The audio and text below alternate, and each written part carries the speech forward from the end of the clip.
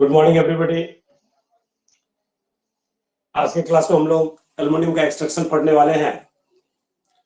Aluminium का extraction कैसे किया जाता है।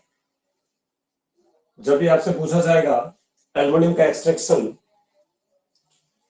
तो आप क्या कीजिएगा, सबसे पहले एल्युमिनियम के ओर का नाम लिखिएगा। अब एल्युमिनियम के कई सारे और आपको याद होगा, डायस्पुर होगा, बॉक्साइट होगा, गिब्साइट होगा, क्रायोलाइट होगा, फेल्डस्पार होगा, माइका होगा। कई सारे और आप याद किए होंगे, लेकिन मेरे विचार से आप ज्यादा और ना याद रखें, मात्र दो और का नाम याद रखें।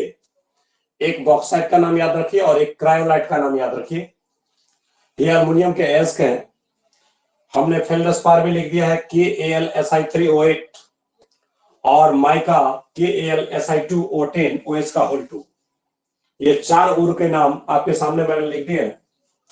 लेकिन इनमें से, इन सभी और में से बॉक्साइट जो होता है वो एल्युमिनियम का हमारा मुख्य एस्क होता है। एल्युमिनियम का मुख्य एस्क बॉक्साइट को कहा जाता है। बॉक्साइट हमारा एल्युमिनियम का मुख्य एस्क होता है। ये बॉक्साइट Al2O3.2s2। आप एक चीज देख रहे हैं कि यहाँ पे एल्युमिनियम है और साथ में ऑक्सीजन और ये पानी के जो अंश है वो सारे के सारे अशुद्धि के रूप में है। तो एल्युमिनियम के मुख्य एस्क का नाम अगर बोला जाए तो बॉक्साइट हमारे एल्युमिनियम का मुख्य एस्क होता है। अब इसके बाद अगर बात किया जाए तो bauxite is the main ore of aluminium. Aluminium के मुख्य एस्क के रूप में बॉक्साइट होते हैं। सबसे पहले जो बॉक्साइट हमारा होता है ना, उस बॉक्साइट का हम लोग पाउडर बनाते हैं। पाउडर सबसे पहले बॉक्साइट जो है, उस बॉक्साइट का सबसे पहले पाउडर बनाया जाता है। बॉल मिल में उसे पाउडर बनाते हैं। हमने लाइन लिखा पहला, bauxite is the main ore of aluminium, यानी चीफ ओर, मुख्य एस्क के रूप में। एल्युमिनियम के कई सारे एस्क होते हैं, लेकिन उनमें सबसे महत्वपूर्ण एस्क जिससे हम एल्युमिनियम का निष्कर्षण करेंगे, शुद्ध एल्युमिनियम को प्राप्त करेंगे, तो उस रूप में हमारा बॉक्साइट मुख्य एस्क होता है। चलेगा।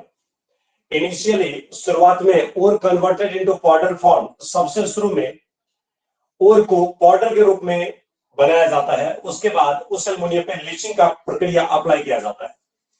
This powdered ore is leached by heating with NaOH।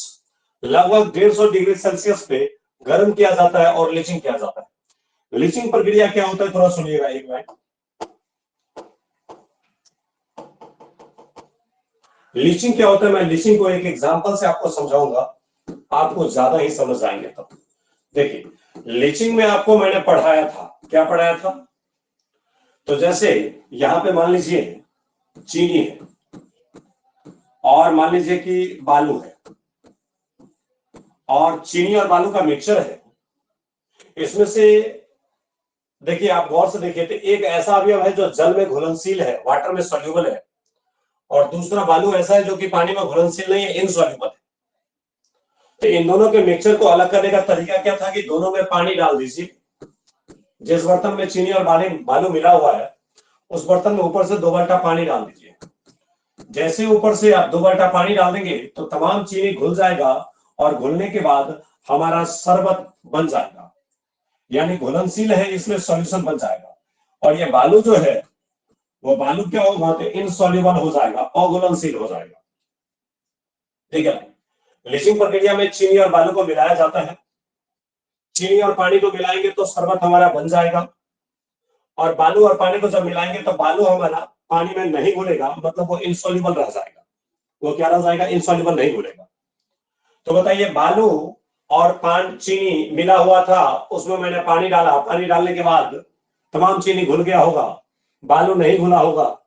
अब उस शरबत को, वो जो बाल्टा में घुला हुआ है, उसको अगर छन्ना पत्र पे डाल दिया जाए, तो जैसे आप छन्ना पत्र पे डालेंगे तो तमाम चीनी जो पानी के साथ घुला हुआ है वो छन्ना पत्र के नीचे आ जाएगा, और हमारे बालू के कण ऊपर में ही अटक जाएंगे।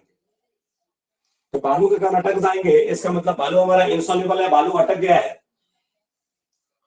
अब लाइन हमारा ये है कि तमाम चीनी एक जगह हो गया और बालू हमारा अटक गया। अब इस शरबत को अगर गर्म कर दिया जाएगा तो तमाम पानी उड़ जाएंगे और हमारा चीनी का लट्ठा, चीनी का गोला बच जाएगा।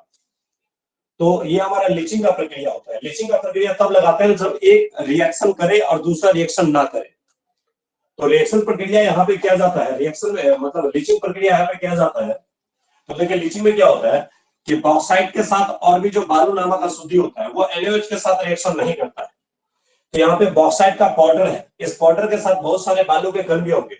वो बालू के कण यहाँ पे मान लीजिए ऐसे है, टाइटेनियम के कण होते हैं, बालू के कण होते हैं, ये सब सोडियम हाइड्रोक्साइड के साथ रिएक्शन नहीं करता है।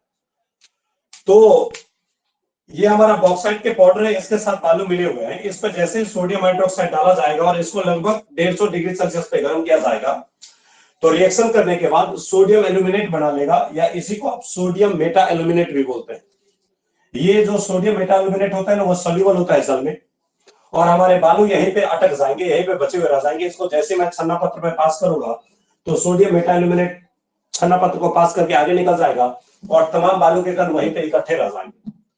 तो जितने भी बॉक्साइट में एल्युमिनियम होते हैं वो सारे के सारे एल्युमिनियम यहां से यहां चुका है, सारे के सारे एल्युमिनियम यहां से यहां आ गया और हमारा बालू यहीं पे बचा हुआ है।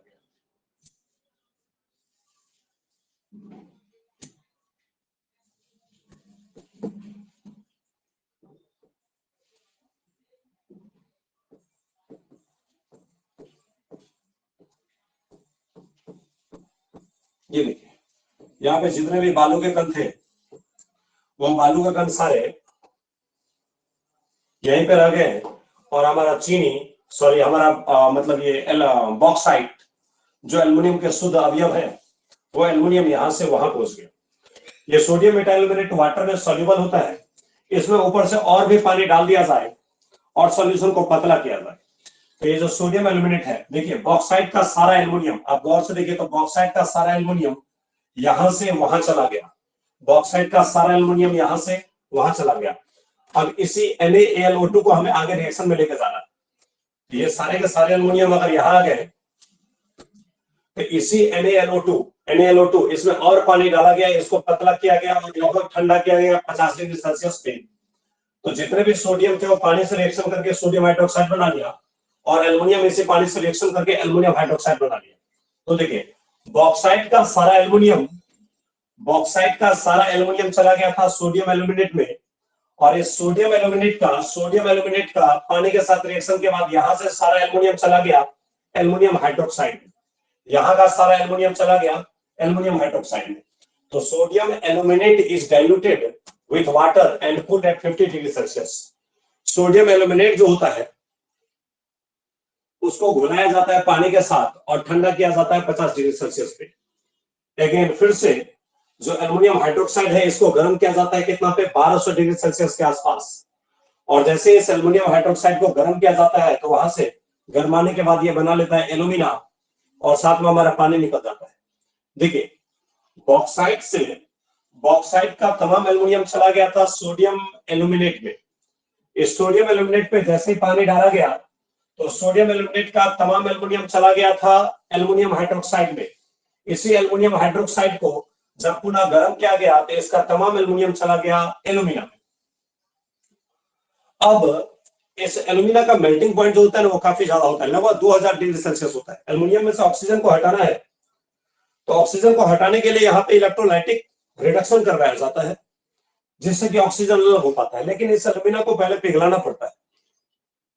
अब इस एल्युमिना को पिघलाने के लिए टेम्परेचर लगभग 2000 डिग्री सेल्सियस की जरूरत होती है। तो बाहर से हम एक अवयव डालते हैं जिस अवयव का काम होता है इसके मेल्टिंग पॉइंट जो 2000 डिग्री सेल्सियस है उस मेल्टिंग पॉइंट को कम कर देना। तो एल्युमिना जो कि पिघलता है 2000 डिग्री सेल्सियस पे, उसमें बाहर से क्रायोलाइट और फ्लोरोस्पार नाम का केमिकल डाला जाता है जो इस एल्युमिना के मेल्टिंग पॉइंट को पिघलाने वाले टेम्परेचर के मान को कम कर देता है। देखिए एल्युमिना Al2O3 है, इसको पिघलाने के लिए हाई टेम्परेचर चाहिए, तो इसके टेम्परेचर को कम करने के लिए, पिघलने वाले टेम्परेचर के मान को कम करने के लिए इसमें बाहर से फ्लोरोस्पार और क्रायोलाइट ये दोनों केमिकल मिलाए जाते हैं। तो देखिएगा line, again cryolite Na3Al(F6) and fluorspar CF2 added to the decrease the melting point of alumina।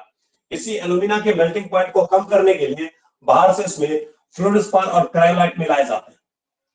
जैसे इसमें मिलाए जाएंगे उसके बाद क्या होगा, ये L2 और 3, ये जो Al2 और 3 हमारा है, ये Al2 और 3 टूटेगा, किसमें टूटेगा, Al+3 और O-2 में टूट जाएगा। ये Al2 और 3 और O-2 में टूटेगा। जैसे ये टूटेगा तो देखिए क्या होगा, लाइन Al+3 और O-2 में टूटेगा।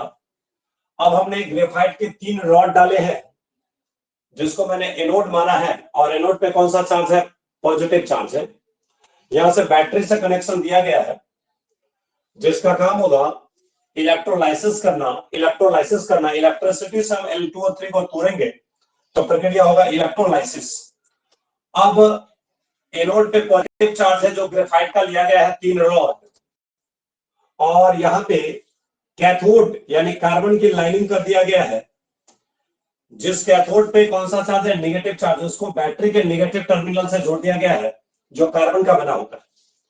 तो जैसे इसमें इलेक्ट्रिक करंट दिया जाता है ना, तो ये कंपाउंड टूटने लगते हैं, Al+3 और O-2 में टूटने लगते हैं।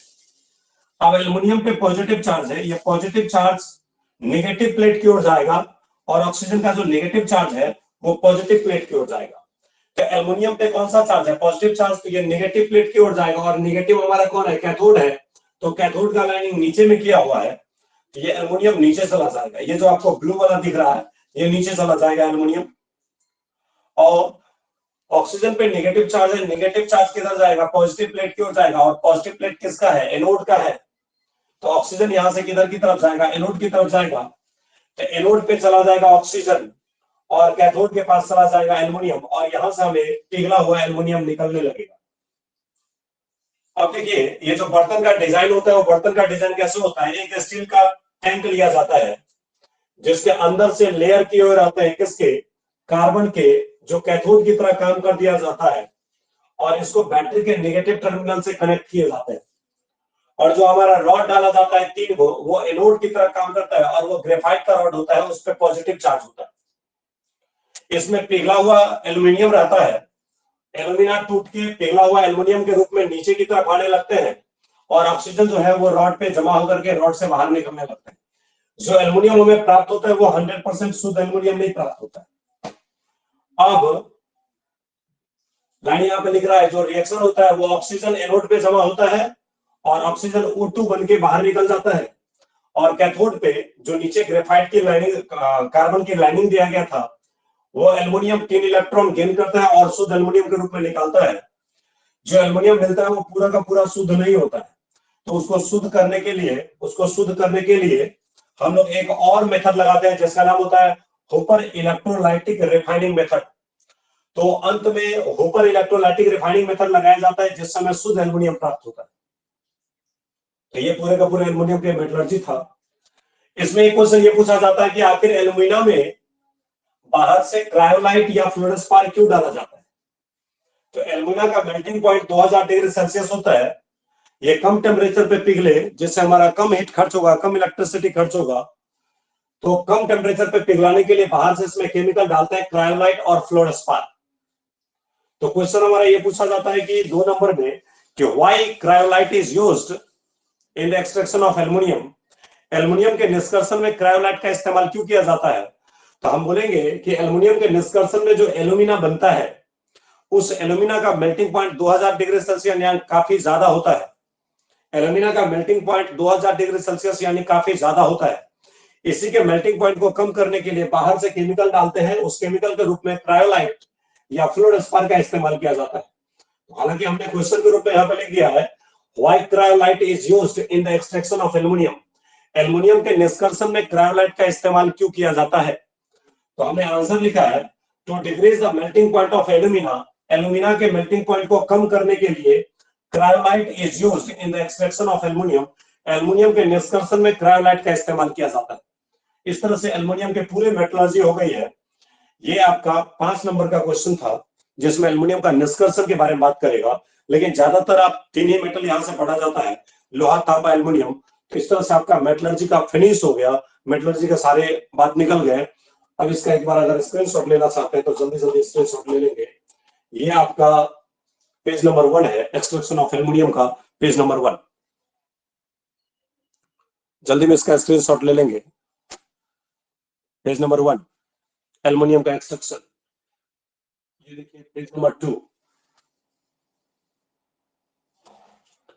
इस तरह से देखिए पेज नंबर 3, देखिए पेज नंबर 4, इसके बाद पेज नंबर 5, इसके बाद पेज नंबर 6, उसके बाद पेज नंबर 7, सॉरी 6 तक आपका एल्युमिनियम का एक्सट्रैक्शन हो गया। ये एक अलग क्वेश्चन है जो मैंने लिखाया है, इसको पेज नंबर 7 के रूप में लिख ले। ये एल्युमिनियम का निष्कर्षण नहीं है, ये अलग एक क्वेश्चन है, 2 नंबर 7। चलिए मिलते हैं फिर से अगले क्लास में, तब तक के लिए थैंक यू।